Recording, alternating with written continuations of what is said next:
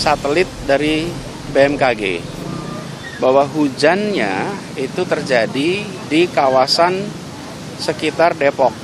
Nah, sekarang kita lihat bahwa banjir itu terulang lagi di 2021. Kita di PSI memiliki 8 kursi anggota DPRD DKI Jakarta. Dan kita lihat sendiri berdasarkan laporan bahwa memang selama setahun ini belum ada tindakan konkret upaya Mas Anies Baswedan sebagai gubernur DKI Jakarta untuk melakukan tindakan-tindakan yang dapat mencegah terjadinya banjir lagi. Jadi bukan berada di kawasan puncak, karena itu di Katulampa angkanya nggak tinggi. Makanya kalau perhatikan jangan lihat angka di Katulampa, tapi lihat di pintu air Depok.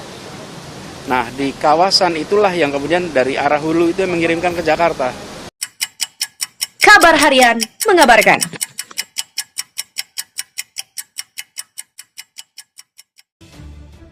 Ribut dengan Pasar Ungu soal banjir Jakarta. Personel Niji ungkap segudang masalah Giring Ganesa ke publik. Dua musisi yang beralih menjadi politikus, Giring Ganesa dan Pasar Ungu, akhir-akhir ini terlibat dalam sebuah perdebatan sengit di media sosial.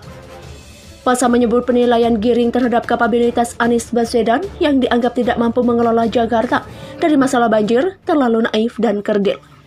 Hal itu merespon pernyataan PLT Ketum PSI tersebut karena dalam unggahannya menilai Anies Baswedan tidak serius mengatasi persoalan banjir. Mas Gubernur Anies Baswedan jangan cuma melempar kesalahan pada curah hujan dan banjir kiriman. Pada banjir kemarin, status pintu air di Bogor dan Depok normal. Artinya, banjir terjadi karena Mas Gubernur Anies tidak punya rencana dan cara yang jelas untuk mengatasinya. Demikian ungkap Giring melalui unggahan Instagram pada Senin, 22 Februari 2021. Selama 3 tahun terakhir, lanjut Giring, Anies disebut tidak pernah serius mengatasi banjir dan menyebut Anies terbukti tidak punya kapabilitas mengelola Jakarta. Naturalisasi sungai yang selalu digembar-gemborkan Mas Anies terbukti cuma konsep di atas kertas, tidak dikerjakan di lapangan, sementara normalisasi sungai dihapuskan. Selain itu menjelang musim hujan, tidak terlihat ada upaya yang mengeruk sungai, membersihkan saluran air, dan mengecek pompa, demikian ungkapnya. Anggaran Jakarta diboroskan untuk hal-hal tak perlu. Lihat saja, untuk pembayaran uang muka Formula E, mempercantik JPO, untuk mengecat genting-genting rumah warga. Dari sini Gubernur Anies terlihat tidak mampu menyusun prioritas. Kebutuhan mendesak di nomor 2 kan? Hal-hal bersifat kosmetik justru didahulukan. Demikian katanya. Pasar, yang kini bergabung dengan PAN memberi komentar di postingan tersebut. Ia tak sepakat dengan tudingan Giring soal Anies tak mampu mengelola Jakarta. Mantan Wakil Wali Kota Palu itu mengakui Pemprov DKI harus memperbaiki pengelolaan banjir. Namun vokalis band Ungu itu menyayangkan kritik Giring hanya berakhir di media sosial. Judgement Bro Ketum terkait kapabilitas Pak Gub Anies Baswedan yang Bro anggap tidak mampu mengelola Jakarta, saya kira terlalu naif dan kerdil. Mengelola Jakarta tidak semudah Bro mengkritik di medsos. Demikian tutur Pasar lewat akun @pasaungu_vm. Pasar menyarankan anggota DPRD DKI Jakarta membuka kembali semua perencanaan kota sejak era Belanda. Ia yakin ada solusi penanganan banjir. Di akhir komentar, Pasar menyindir ucapan Giring soal kapabilitas Anies memimpin Jakarta. Pasar bertanya balik soal kapabilitas Giring dalam hal tersebut. Bukankah Bro Giring pun tidak dalam kapasitas menilai seperti itu? Apakah Bro Giring sudah pernah teruji mengelola sebuah kota atau daerah, atau bahkan kelurahan? Mohon maaf kalau saya keliru berpendapat, Bro Ketum. Demikian kata Pasar. Giring menjawab komentar Pasar itu dengan membantah kritiknya sembarangan. Ia bilang PSI punya 8 kursi di DPRD DKI. Ia berkukuh, apa yang ia sampaikan adalah fakta. Sebagai partai yang mewakili perwakilan di DKI, tak berlebihan jika saya katakan bahwa PSI berhak untuk menyuarakan suara warga DKI Jakarta dan konstituen kita. Demikian ujar Giring. Terlepas dari perdebatannya dengan Pasar, Giring Ganesa rupanya sempat meninggalkan kesan yang kurang pas pada band yang sudah membesarkan namanya, Niji. Sejak 2018, Giring Ganesa memang sudah mengucapkan selamat tinggal pada Niji. 2 tahun berlalu, banyak perubahan yang terjadi pada psikologis band Niji. Pemain keyboard Niji, Randi Danista menilai kini Niji bagaikan kembali ke taman bermainnya lagi. Psikologisnya kita jadi kayak anak SMP lagi, kayak dapat playground lagi. Demikian jelas Randi dikutip dari YouTube Ari Lasso TV berjudul Eksklusif. Pertama kali Neji curhat tuntas tentang keluarnya Giring Ganesa. Selepas dari Giring Ganesa, Randi merasa bandnya jadi lebih santai. Jadi kita yang biasanya apa-apa kayak dikejar waktu, kayak serius, sekarang itu jadi kayak main-main lagi. Suasana kita itu jadi harusnya kan main-main, bukan kayak vibe kerja. Demikian sambung Randi. Randi kemudian menceritakan bagaimana suasana ketika Giring masih bersama dengan Randi kemudian menceritakan bagaimana suasana ketika Giring masih bersama dengan band Neji. Menurutnya, ada banyak perubahan fase yang Giring tularkan ke band, hingga akhirnya Randi merasa dia dan personel lainnya berat untuk mengikuti. Kita itu ngikutin dia dari berbagai fase, kita selalu support as a friend. Kita lagi asing ngeband, tiba-tiba dia suka kamera jadi dia switching as a photographer. Ada pemandangan bagus, stop, foto-foto. Terus dia naik haji, dimana pulang lihat masjid harus sholat, kita support. Demikian tutur Randi. Sebagai teman yang puluhan tahun berkarir bersama, Randi mengaku selalu berusaha mendukung apapun kegiatan Giring. Tapi Randi sulit mengimbangi ketika Giring terlalu jauh, misalnya membahas bisnis ketika sedang ngeband. Sampai pada fase yang menurut kita agak berat nih, masuk ke bisnis, masuk ke startup.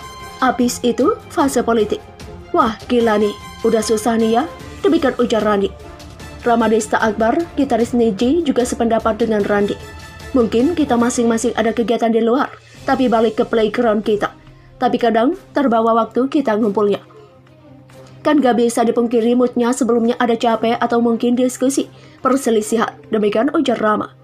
Rama mengatakan seringkali kegiatan pribadi di luar band mengubah suasana bermusik mereka. Tapi kita gak pernah nanya, tapi kita berusaha untuk menciptakan environment yang menyenangkan, tapi itu yang akhirnya agak berat. Demikian ujar Rama. Gara-gara hal ini, Gus Nur tantang Menak Yakut dan Said Akil. Menteri Agama Yakut Khalil Kaumas atau Gus Yakut dan Ketua Umum PBNU Said Akil Siraj sudah 3 kali tak hadir dalam persidangan kasus ujaran kebencian dengan terdakwa Sugi Nur Raharja atau Gus Nur. Oleh karena itu, Gus Nur menantang keduanya agar berani datang dan membuktikan bahwa nama kedua orang itu sudah tercemar. Hal itu disampaikan Gus Nur dalam sidang di Pengadilan Negeri Jakarta Selatan, Jalan Ampera Raya pada Selasa, 23 Februari 2021. Gus Nur mengatakan siap buka-bukaan saat Gus Yakut dan Said Akil datang di persidangan. Saya mohon, ayo Pak Prof. Kiai Haji Said Akil Siraj. Saya mohon, ayo Pak Prof. Kiai Haji Akil Siraj, Ketua PBNU dan Gus Yakut, Menteri Agama, Abu Janda juga. Dan Anda yang merasa saya cemarkan nama baiknya, ayolah hadir. Ketemu di pengadilan, baru nanti saya buka semuanya pengadilan. Kita cari keadilan di pengadilan. Enggak usah alasan sakit, enggak usah alasan apalah.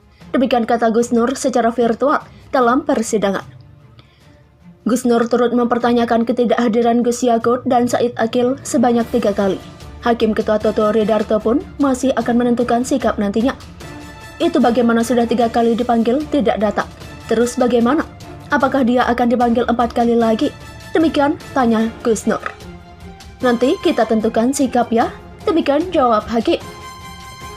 Gus Nur kemudian menyampaikan opininya terkait kasusnya ini. Dia merasa tetap akan divonis bersalah dalam kasus ini meski proses persidangan belum selesai. Ini mungkin opini saya. Ini kalau saya amati jalannya sidang ini begini, ya problematikanya, ya saksi enggak hadir, macam-macam. Sementara saya menjalani masa tahanan, apakah nanti itu? Mudah-mudahan saya salah. Sepertinya apapun hasilnya, saya akan tetap divonis bersalah, sekian-sekian. Divonis sekian, kemudian dipotong masa tahanan, kemudian saya ditinggal di lapas. Menghabiskan masa tahanan, kalau begini kan tidak adil. Demikian ucap Gus Nur. Tetap akan diputus bersalah. Mungkin saya walaupun saksi berbelit-belit, saksinya bohong dan sebagainya. Atau saya mungkin tidak diputus bersalah. Seandainya saya bisa membuktikan dengan pleidoy saya tidak bersalah, terus apa artinya saya menjalani tahanan 4 bulan ini? Demikian tambahnya. Gus Nur juga mengaku sudah mendapatkan surat untuk hadir dalam persidangan, sehingga dia memohon agar dihadirkan secara langsung. Sebenarnya, saya ada surat panggilan dari kejaksaan untuk menghadiri sidang langsung hadir di pengadilan. Jadi saya mohon Yang Mulia menghargai keputusan kuasa hukum kami minta agar saya dihadirkan.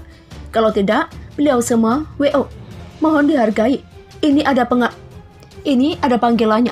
Mengharap saudara Gus Nur ke persidangan di Pengadilan Negeri Jakarta Selatan, Jalan Ampera Raya, ada panggilannya yang mulia. Demikian ungkapnya.